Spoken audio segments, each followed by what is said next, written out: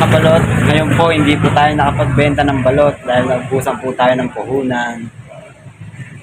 Ngayon po, jujutin na lang po muna tayo sa ngayon at sana bukas makadiretso tayo ng pampuhunan.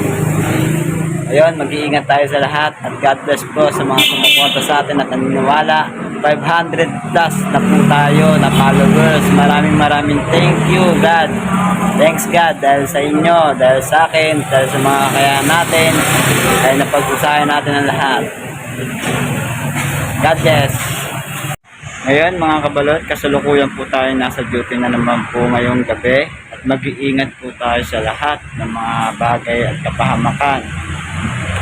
Inaalay ko po ang aking pagdadasal sa Panginoon Diyos at salamat, thanks God dahil hindi ako kahit paano lagi na akong ginagabayan. Ngayon po, assume duties and responsibilities na po at dyan muna kayo mga kabalot.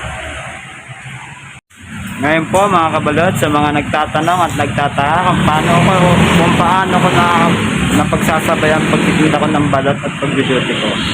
Isa lang po ang dahilan ko kasi may mga responsibilidad tayo na dapat asikasuhin at unahin.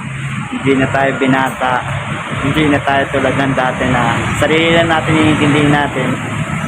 Mga bagay na talagang sadyang nagbabago, kaya po may tanging inspirasyon na tayo para gawin po ang lahat. Magdoble kayod dahil minsan talaga short na po talaga tayo.